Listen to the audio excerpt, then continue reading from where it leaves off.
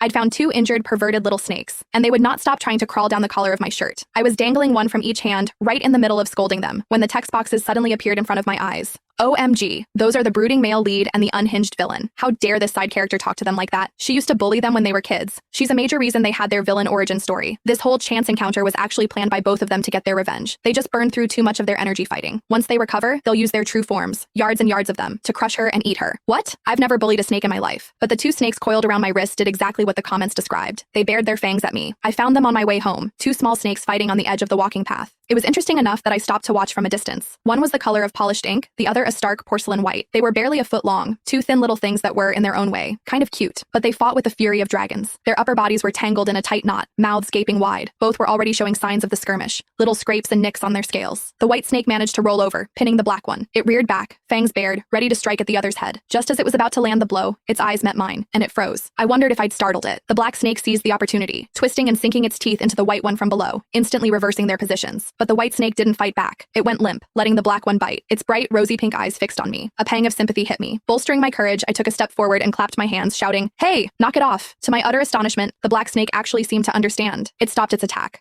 The white snake lay on the grass, exposing its soft underbelly. The bite marks were clear against its pale scales, and it looked like it was on the verge of death. The black snake stared at me with its beady black bean eyes, then glanced at the motionless white snake beside it. A frantic energy seized it, its tongue flicking in and out of its mouth so fast it was a blur. It looked like it was trying desperately to speak. Seeing my bewildered expression, it gave up and simply copied the white one, flopping onto the grass and going perfectly still. Well, I figured that was a truce. I turned and continued home. It wasn't until I was standing at my front door, digging through my purse for my keys, that I realized they had followed me. Our eyes met, all six of them. In perfect unison, both snakes went limp and dropped to the welcome mat with a soft thump. It was the most blatant case of insurance fraud I'd ever seen. "You want to come home with me?" Both of them started wagging their tails furiously. "I don't know," I hesitated. "Wild snakes can be dirty, have parasites and stuff, and I'm pretty sure there are rules against just picking up wildlife." The white snake stopped moving, its tongue flicking out pathetically. The black one, however, started spinning in tight circles, as if trying to show me how clean it was, that it wasn't wild at all. After a moment of internal debate, I let them in. I didn't have a proper terrarium, so a clear plastic storage bin would have to do for now. Surprisingly, they were almost unnervingly obedient. When I pointed to the bin, they slithered right in.